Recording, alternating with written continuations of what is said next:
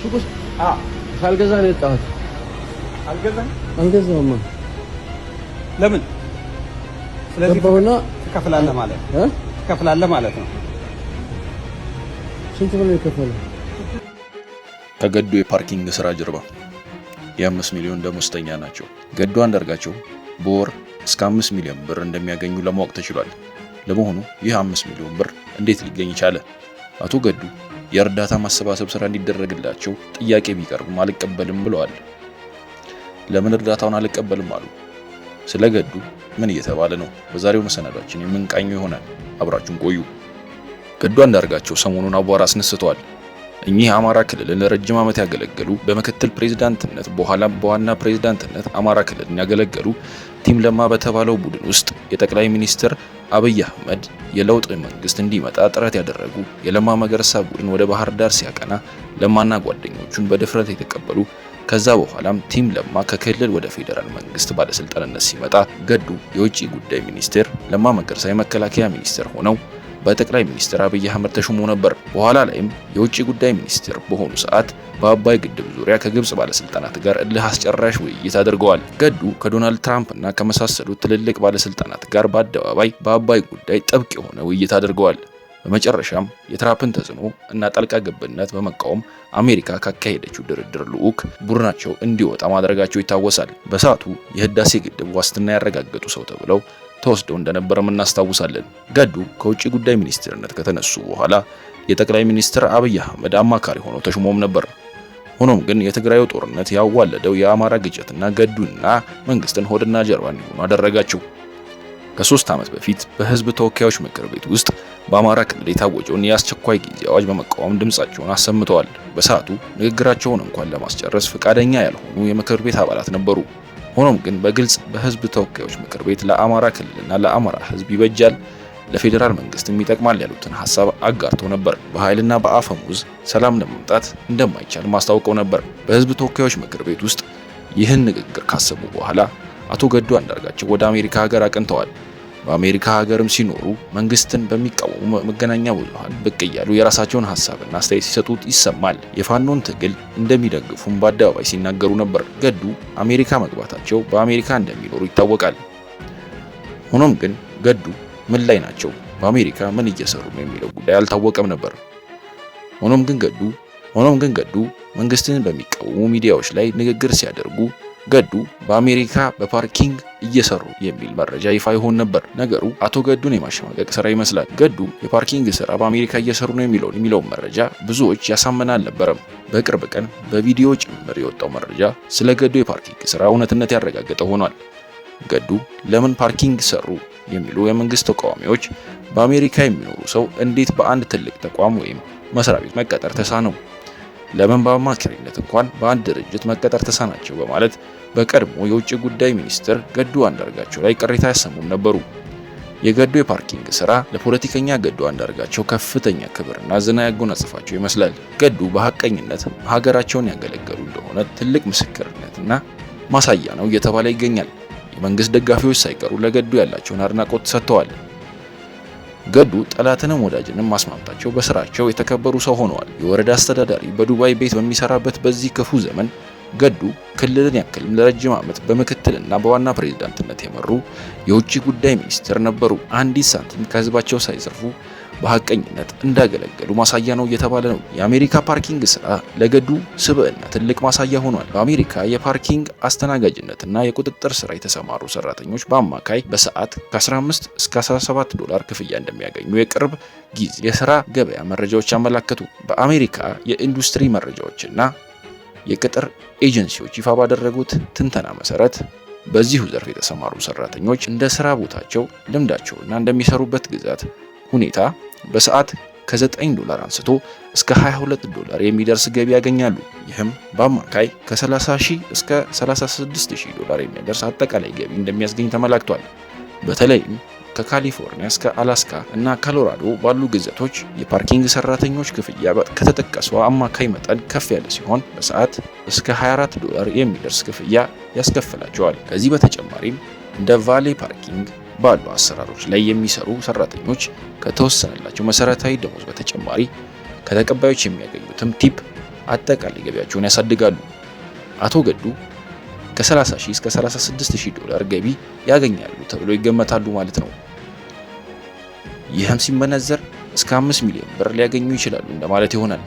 የገዱ ቪዲዮ እንዴት እንደወጣ አቶ አበጀ በለው እንዲህ ሲሉ አስረድተዋል። ሰሞኑን የዘመናችን ዲጂታል አሳባቂ ካሜራውን ደብቆ ልክ እንደ አልጀዚራ የምርመራ ጋዜጠኛ ጊዜ ጠብቆ አንድ ቪዲዮ ቆርጦ ለቀቀ። እዩልኝ ገዱን። ታላቅ የውጭ ጉዳይ ሚኒስትርና የክልል ርዕሰ መስተዳድር አቶ ገዱ አንዳርጋቸው አሜሪካን ሀገር የፓርኪንግ ሰራተኛ ሆኖ ተገኘ ብሎ በፌዝ አበሰረን። አሳባቂውና ላኪው ይህንን ሲለጥፍ የጠበቀው የህዝብ ምላሽ ዋይ ዋይ፣ የኢትዮጵያ ፖለቲከኛ መጨረሻው መኪና ማሰረፍ እንዴት ሆነ ውርደት የሚል ሙሾ ነበር። ዳሩ ግን የኢትዮጵያ ህዝብ የሞራል ሂሳብ ስሌት ተቀይሮ ጠበቀው። ህዝቡ ቪዲዮን አየና ከመስረቅ መኪና ማቆም አይሻልም እንዴ? ሐላል ሰርቶ መብላት መች ነውር ሆነ ብሎ አሳባቂውን ራሱንና ላኪውን አሳፈረው። እውነት ለመናገር ከፖለቲከኛነት ወደ ፓርኪንግ ሰራተኛነት መሸጋገር ዝቅጠት ሳይሆን የሞራል እድገት ነው። ፖለቲከኛ ውስጥ ስትሆን መሪ የሌለውን የህዝብ ማዕበል ወደማይታወቅ ገደል ነው የምትመራው። ፖለቲካ ውስጥ መጋጨትና ማጋጨት የዕለት ተዕለት ስራ ነው። ፓርኪንግ ውስጥ ግን መሪ ያለው መኪና በጥንቃቄ ወደ ትክክለኛው ቦታ ታሳርፋለህ። መኪናዎች እንዳይጋጩ የሰው ንብረት እንዳይፋቅ መጠበቅ ነው። መኪናዎች እንዳይጋጩ የሰው ንብረት እንዳይፋቅ መጠበቅ ነው ኃላፊነትህ። ስለዚህ አቶ ገዱ ከብጥብጥ አውድማ ወደ ሰላም ማስከበር ቀጠና ተዘዋወረ ማለት ነው በማለት አበጀ በለው ሐሳቡን ሰጥቷል። ገዱ ክብርና ሞገስ ተገናጽፈዋል። አቶ ገዱ አንዳርጋቸው በአሜሪካ ፓርኪንግ ስራ ይሰራል ብላችሁ ለማዋረድ የሞከራችሁ አድርባዮች ስታስቡት የእጅ ንጽህናቸውና የሞራል የበላይነታቸውን ለዓለም የመሰከራችሁ አድርባይ በመሆን ከእውነት ጋር በመጋጨትና ህሊናን አጥፎ ከሚገኝ ጊዜያዊ የሙስና ቅንጦት ይልቅ ንጹህ አየር ተንፍሶ በላም ማደር የየትኛውም መስዋዕትነት የሚያስከፍል ዘላቂ ክብር ነው። የብዙ ኢትዮጵያዊን ሐሳብ ያስተያየት ሆኗል። አቶ ገዱ የገቢ ማሰባሰቢያ መርሃ ግብር እንዲዘጋጅም ጥሪ ቀርቧል። የጥሪ ወረቀቱም እንዲህ የሚል ነበር። ከአሜሪካ ፕሬዝዳንት ዶናልድ ትራምፕ አስተዳደር ጋር በተደረገው የታላቁ የህዳሴ ግድብ አስቸጋሪ ድርድር ወቅት የሀገራችንን ብሔራዊ ጥቅም ለማስከበር በጽናት የተሟገቱትን የዲፕሎማሲያዊ ግንባር መሪ የሆኑትን የቀድሞ የውጭ ጉዳይ ሚኒስትር አቶ ገዱ አንዳርጋቸው ዛሬ በስደት ሀገር በተራ የመኪና ማቆሚያ ስራ ላይ ተሰማርቶ ማየት እጅጉ የሚያሳዝንና የሚያስቆጭ አጋጣሚ ነው።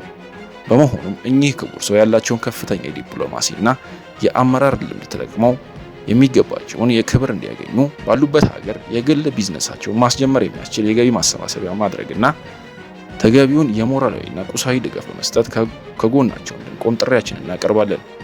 ጥሪ ከቀረበ በኋላ አቶ ገዱ አጭር መልስ ሰጥተው ለኔ ምንም አይነት ድጋፍ አልፈልግም፣ ለኔ የምታደርጉትን ድጋፍ ለአማራ ህዝብ ድጋፍ አድርጉ የሚል አጭር መልስ ሰጥተዋል።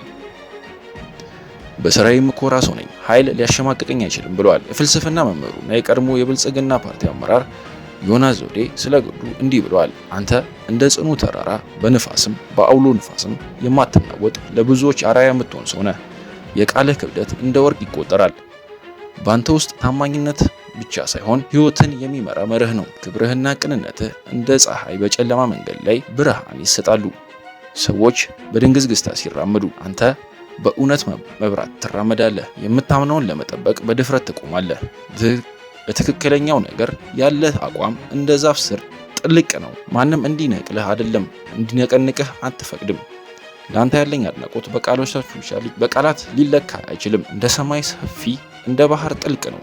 ዮናስ ዘውዴ ለገዱ የሰጡት አስተያየት ነው። ገዱ እንደ ሙሂካ የዓለማችን ድሃው ፕሬዝዳንት ሆዜ ፔፔ ሙሂካ ምን አይነት ሰው እንደነበሩ ብዙዎቻችሁ ታውቃላችሁ።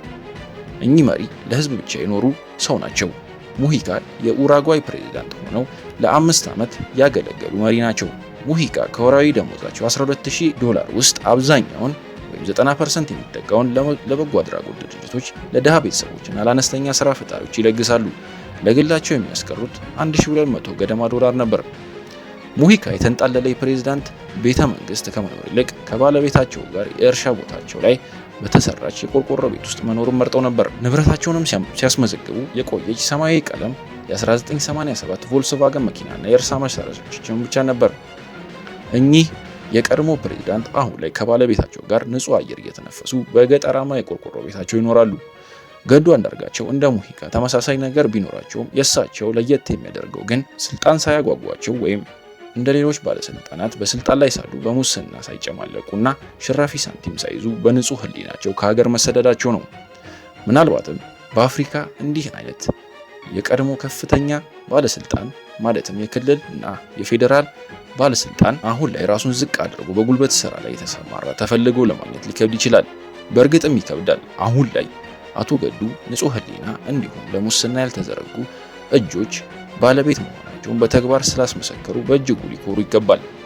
ብዙ ሰው ሕሊናውን ለኪራይና ለሽያጭ በሚያቀርብበት በዚህ ዘመን እንደ ገዱ አንዳርጋቸው አይነት የእውነት ሰው ግን ማግኘት ደግሞ በጣም አስደሳች ነው። ለብዙ ግለሰቦች ይህ አስተያየት ነው።